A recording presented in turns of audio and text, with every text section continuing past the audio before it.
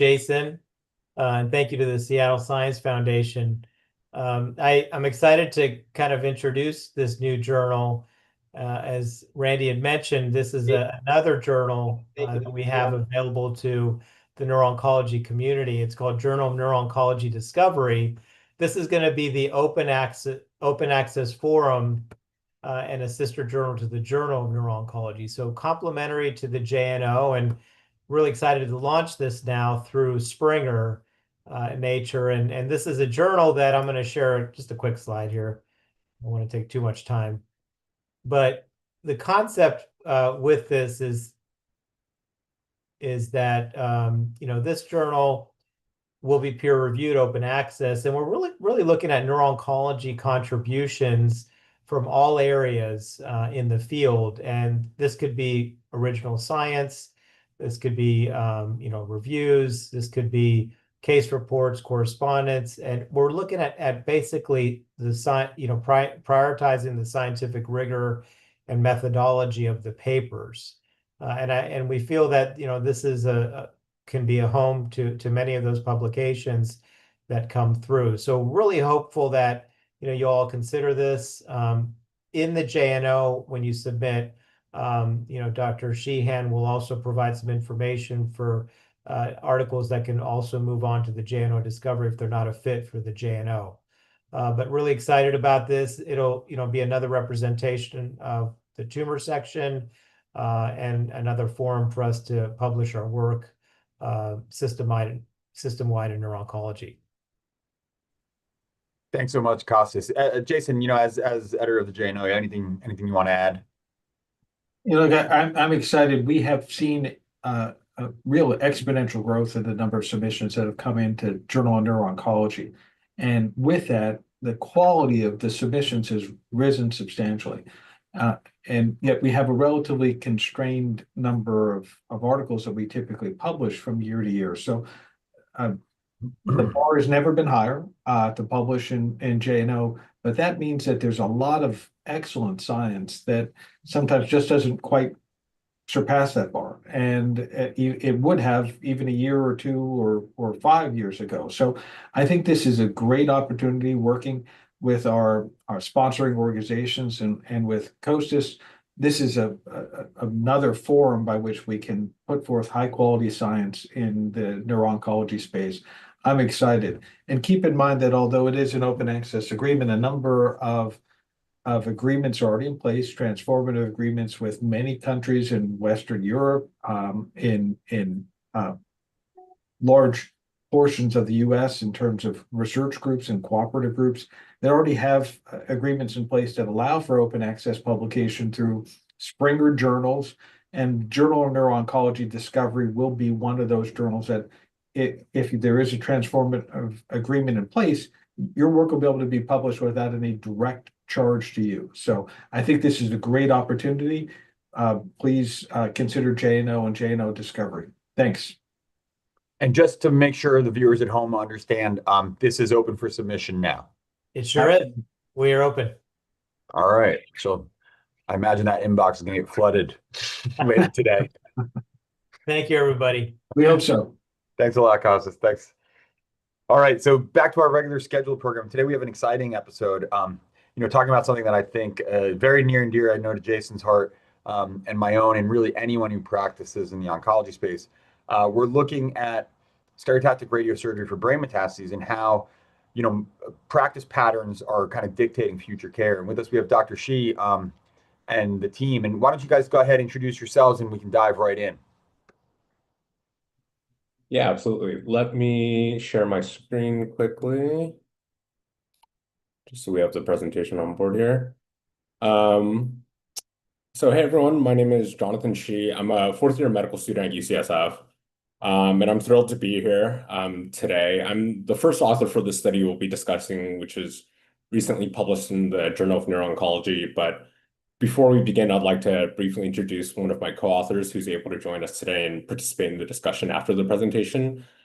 His name is Rohan Patel. Rohan, if you'd like to introduce yourself briefly. Yeah, absolutely. Thanks, Jonathan. Again, my name is Rohan Patel. I'm a current chief resident in radiation oncology at University Hospitals Case Western in Cleveland, Ohio. Really excited to be able to discuss this really important paper that Jonathan really spearheaded. So pass it back to you. Awesome. Thank you. So thanks again for the organizers for the opportunity. I'm really excited to share our work on stereotactic radiosurgery for brain metastases. I'm sure many of you already are very familiar with the topic, but we really try to look at practice patterns through the lens of equity and access and policy.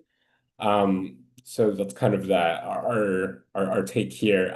Before we begin, I wanted to mention that although I'm from UCSF, as you can tell from my work with Rohan, this work really represents a multi-institutional collaboration from individuals at Memorial Sloan Kettering, at Stanford, at MD Anderson, and other places as well.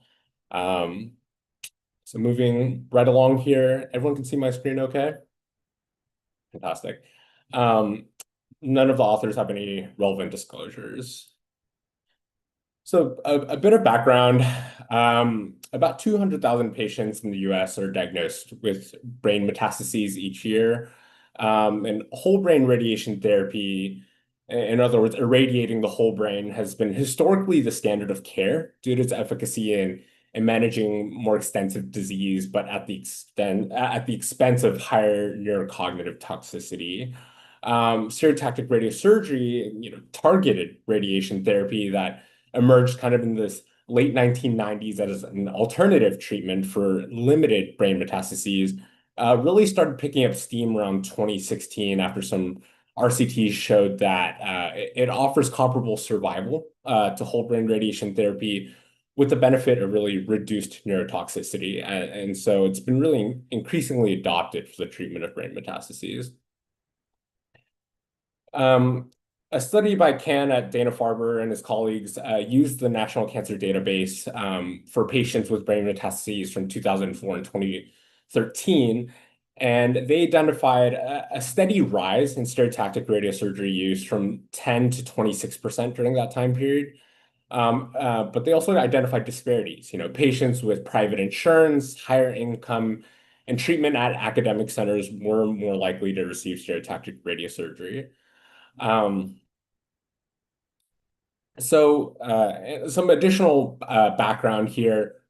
Under the Affordable Care Act, each US state had the option to decide independently whether to adopt Medicaid expansion. Medicaid expansion was set to begin in January 1st, 2014, so the very start of 2014, which expanded Medicaid eligibility to low-income adults who were below 138% of the federal poverty level by that date. So by that date, 25 states and DC also decided to implement Medicaid expansion. We're also interested, in addition to looking at the disparities that Ken and his colleagues identified, looking at whether this policy change improved access to advanced treatment, like stereotactic radiosurgery. So why did we really do our study? Well, we still needed to understand what these practice patterns were like for stereotactic radiosurgery versus whole brain radiation therapy after 2013. We also wanted to assess the effect of Medicaid expansion. And we also wanted to look at disaggregated racial data, and I'll comment in a little bit about why that's important. So that's precisely what we did. We looked at recent data until 2020. We kind of broadened the range of primary cancer sites, and we looked at effects of disaggregated racial data and the effects of Medicaid expansion. So why is data disaggregation important? Just a little bit more before we kind of dive into the study design. So the Office of Management and Budget, the OMB, established these minimum federal standards for collecting and reporting race and ethnicity data. And to our understanding, no prior studies have actually evaluated the trends in stereotactic radiosurgery using racial categories as defined by these federal guidelines. These federal guidelines really should be followed in every paper, and a lot of the studies that we've done as a group have examined disaggregated racial groups since the 1997 Office of Management and Budget requirements, and we found significant disparities when these racial groups are disaggregated. So that's kind of why we've implemented these methods into our study. So looking at where we got our data from, many of you are likely aware, but the NCDB, the National Cancer Database, is a data set, a hospital-based oncology data set that was formed in collaboration from the Commission on Cancer in collaboration with the American College of Surgeons. It represents or captures around 70% of all newly diagnosed cancers in the US and provides honestly really excellent data on de-identified first course treatment data. So some covariates we included, or before we look at covariates, we included some inclusion and exclusion criteria. We included adult patients with brain metastases who received radiation therapy to the brain as first course treatment. And their brain metastases must have been diagnosed between 2004 through 2020 and from one of 12 common primary cancers. We excluded patients if they had unknown radiotherapy modality or fractionation, or if the first phase of treatment was not to the brain. We excluded cases with missing covariate data as well, which I'll display in our next slide. Some definitions of radiotherapy. So patients were grouped into stereotactic radiosurgery or whole brain radiation therapy based on modality and fractionation, and these are consistent with NCCN guidelines. So stereotactic radiosurgery 1 through 5 fractions, and then whole brain radiation therapy 5 through 15. So some study design. These are some covariates we included. I'm just listing them out here. Just some things to note. For the year of diagnosis, we dichotomized based off the midpoint of the study. Household income, we looked at median income of households in the patient zip code. Educational attainment was percentage of residents in the zip code without a high school diploma. Facility type, we looked at academic, community, comprehensive community, and integrated. Yes, and race, we disaggregated the Asian group a little further. In total, we looked at white, Black, East Asian, Southeast Asian, and then we also looked at American Indian or Alaskan Native and Native Hawaiian or Pacific Islander. So some stats. So for our main question of utilization for stereotactic radiosurgery, we did a multivariable logistic regression, including all those covariates. We were looking at the way we designed our analysis. We predicted for stereotactic radiosurgery as an outcome compared to whole brain radiation therapy. So an odds ratio of greater than 1 would indicate greater odds of stereotactic radiosurgery treatment. To assess temporal trends and racial disparities in the receipt of stereotactic radiosurgery, we also constructed an interaction term between race and year of diagnosis. To assess the effect of Medicaid expansion, we did a difference in differences analysis with the post-expansion defined as essentially the start of the implementation of Medicaid expansion, which is January 1st, 2014. The NCDB doesn't have Medicaid expansion status for patients under 40, so unfortunately we couldn't include those. And we excluded patients 65 and older because those patients would have been eligible for Medicare. So that was a subset analysis limited to patients 40 through 64.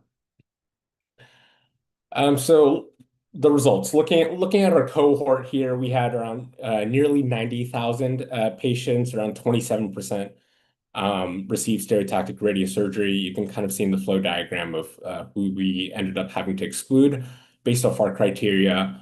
Some key characteristics of our cohort: median age is around 64. Vast majority were brain metastases from lung cancer.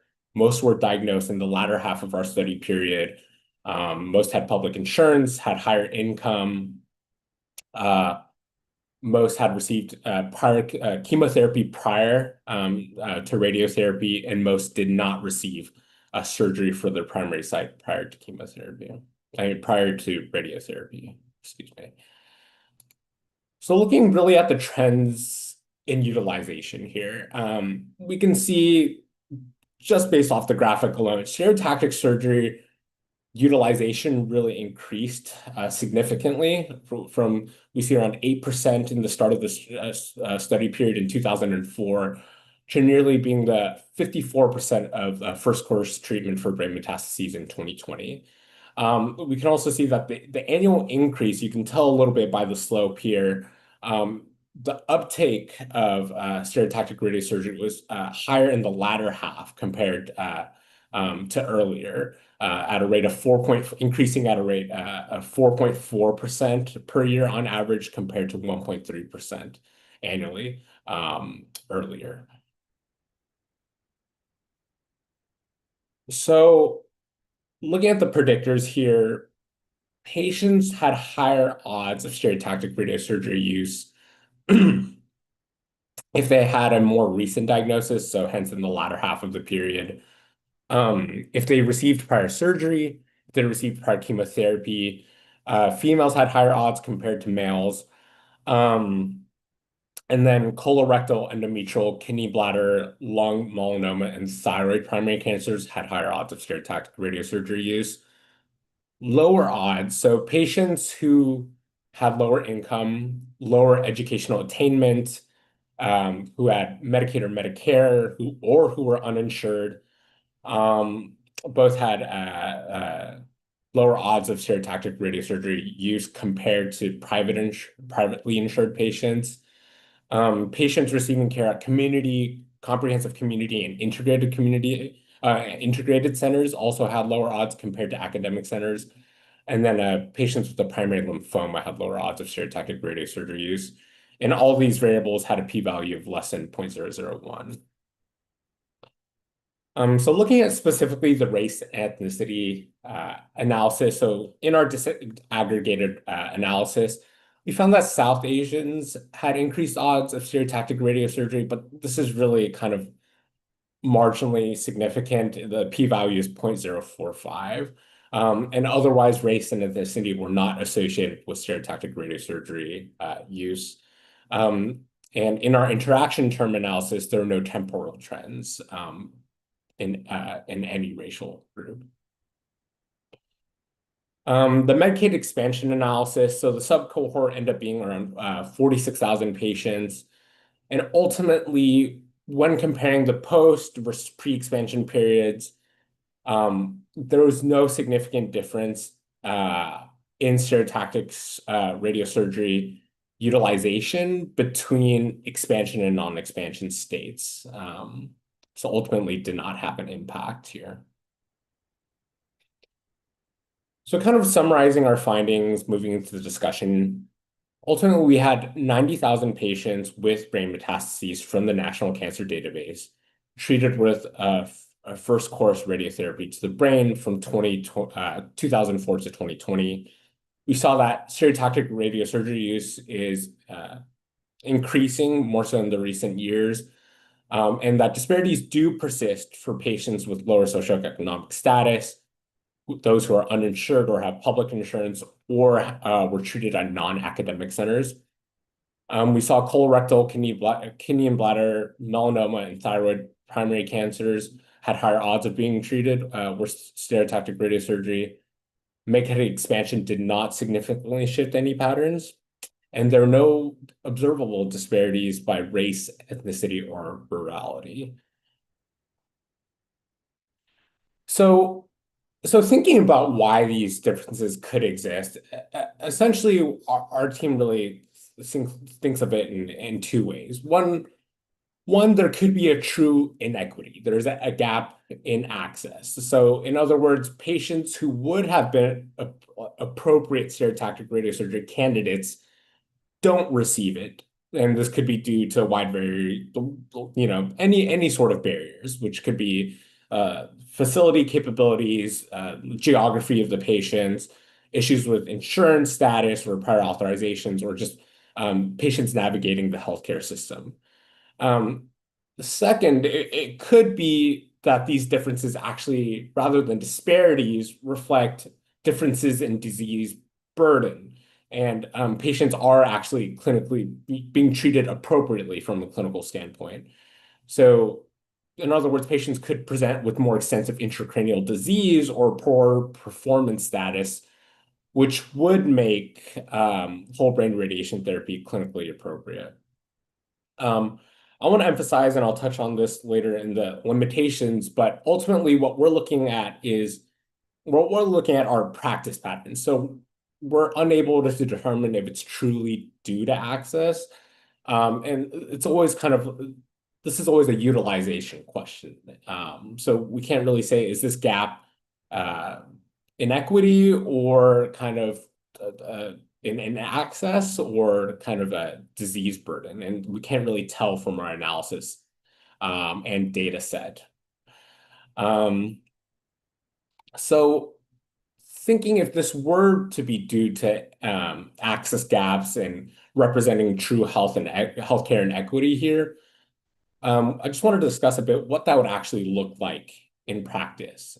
So it could be to a variety of things. It could be due to a lack of the technology or the infrastructure to support the delivering of the stereotactic radiosurgery. It could be similarly due to issues in capacity or patients not being in a region that has centers capable of this advanced technology. Of course, insurance and cost sharing is always a concern. Issues in the referral pathway, not having a routine tumor board review or late consults for radiation therapy, or it could be issues with health literacy and language. So kind of painting this in a clinical vignette, you can say like an eligible patient presents to a community site, a community center with maybe a long MRI queue, and the patient has maybe delays in prior authorization and issues with their insurance. And this results to the patient maybe decompensating clinically and then presenting by the time they're ready or able to receive treatment with more extensive disease. And then ultimately, because of this, they end up getting whole brain radiation therapy instead. So that's kind of a scenario that could integrate all the discussion points we've had so far. So kind of discussing explicitly the Medicaid expansion findings. Essentially, there was limited impact of Medicaid expansion here, and we think it could reflect two things. One, it's patients with stage 4 cancer likely have already qualified for Medicaid prior to the ACA. So that's certainly a possibility that could explain our results. But also, we hypothesize that, these disparities could stem more from challenges in actually obtaining and utilizing their insurance rather than just the eligibility. So ultimately, our results do suggest that expanding insurance eligibility alone is not sufficient to address the disparities in stereotactic radiosurgery use for eligible patients. Kind of talking a bit on policy implications. So, really future policies should prioritize technology diffusion to ensure equitable access to advanced therapies, particularly in under-resourced regions where this may be more of a pain point. Federal initiatives, thinking maybe like the radiation oncology case rate value-based payment program could help standardize reimbursement for stereotactic radiosurgery and equalizing payment structures and promoting equitable treatment practice patterns. And then obviously efforts should also address structural barriers, issues with patients navigating the system and promoting earlier diagnosis, having the capacity to support culturally tailored education and again promoting more timely care, and looking to see how we can leverage and optimize our referral networks and telehealth technology at capable centers. So I've kind of alluded to this earlier in my presentation, but the biggest limitation of the study here is that the NCDB really lacks information on the number of the actual number of brain metastases and the extent of intracranial disease, which are both really and performance status, which are all factors that really influence treatment decisions and clinical outcomes. And actually, from a radiation oncology standpoint, it's usually actually the volume of disease that determines insurance approval status. So this really limits our ability to assess whether these practice patterns are due to, again, clinical appropriateness or really access disparities here.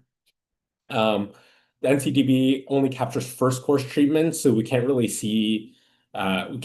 analyze patients who received both whole brain and stereotactic radiosurgery in sequence. And there's also a lack of linkage between centers. So if patients underwent multiple rounds of radiation therapy, that's something we can't between different centers. That's something we can't really assess. This is a retrospective database and design, so it limits our ability to look into influencing treatment choices and their impact on outcomes like tolerability, neurotoxicity, and quality of life. And as I mentioned before, Medicaid expansion is not available in the database for patients younger than 40 years old. So really the future research is kind of, what should we do in the future? And it's really trying to address these limitations of the study. It's distinguishing access barriers versus clinical appropriateness, using data on disease burden and performance status. We could look at real world outcomes by radiotherapy modality and various social demographic factors. Our data set was limited to 2020, so looking at any shifts in these treatment patterns due to the COVID-19 pandemic would also be insightful. And also, recent therapies that come out with, CNS targeting therapies, systemic therapies that we don't really account for in this study. And looking at stereotactic radiosurgery adoption in these pain points of non-academic settings and undersourced regions could be more insightful. And then performing some prospective studies, designing and testing interventions to see how that affects access to these therapies. So just rounding out here, acknowledging our amazing co-authors and collaborators and sponsors. Big thank you to our principal investigator who couldn't be here today, Keiko Tapara, and our other co-authors across the nation.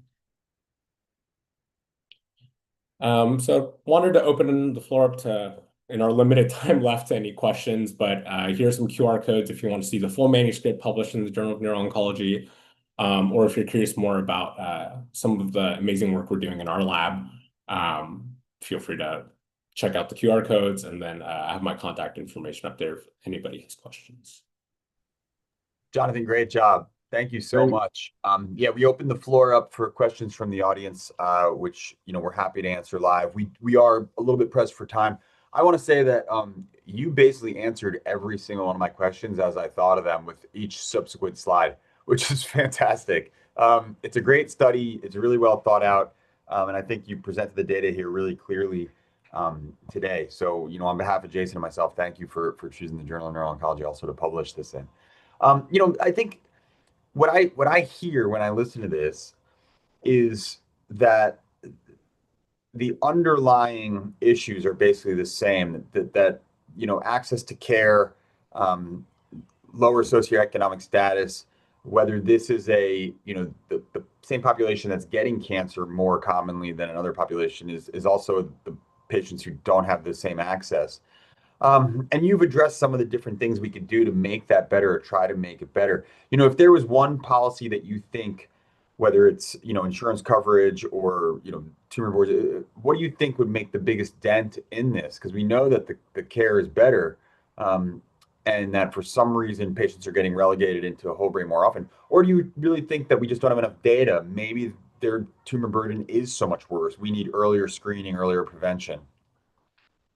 So you kind of brought up two considerations here, and then one I'll turf off to Rohan here to answer. But the first uh, you mentioned is really the caveat of our study that we're trying to emphasize here is like we don't have the data to see if this is a true access gap. We think it is just based off the factors that we are seeing in predicting lower use. But beyond that, what that looks like in clinical practice, I think Rohan could better comment on. Yeah, I think it's challenging when it comes to, access to technology is very variable depending on which center has the ability to provide that. I mean, community practices just 30 minutes away from a major academic center may just not have that access, and it really depends on the referral pathways. And that kind of depends a little bit more on the relationship with the centers that have that ability and the knowledge of the practitioners in the community to do that. I almost feel that honestly, there's so much precision medicine that's going into radiation oncology to really personalize the type of therapies. And if you think about it, really, whole brain is part of that concept of it's not truly personalized to our patients. And I think that's where the trend in our field is really moving towards, is really thinking about how do we adapt, how do we dose escalate, dose de-escalate to patients, where we can actually think more about the side effect profiles that come with different therapies. Really, there's no good answer right now other than just that we really need to continue understanding what these toxicities are, and we can't just bucket our patients. I mean, Ohio State and other centers, even at mine and Case Western, we're treating sometimes 25 plus brain mets when the dogma was 10 or less is the only amount you can do for SRS. Again, it was just like what Jonathan mentioned, it's volume of disease really factors in. And, working with our medical oncologists or neurosurgeon colleagues to really think about, is this the right patient? Can we do that? So I think we have a long way to go, but we're making really incredible steps. Yeah.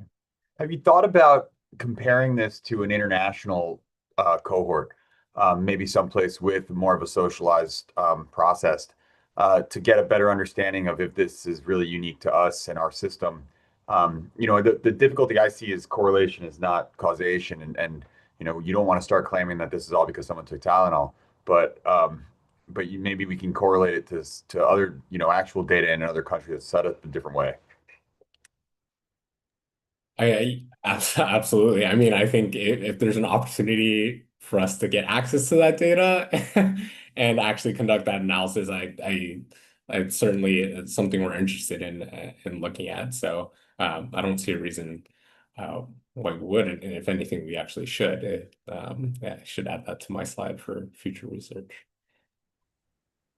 That fabulous work. I truly appreciate you publishing in Journal of Neuro-Oncology, and looking forward to some of the future research getting published there as well. So thanks so much for the outstanding talk, and I hope the audience, those live watching this live as well as those on demand looking at this later, will go to your paper and review it in great detail.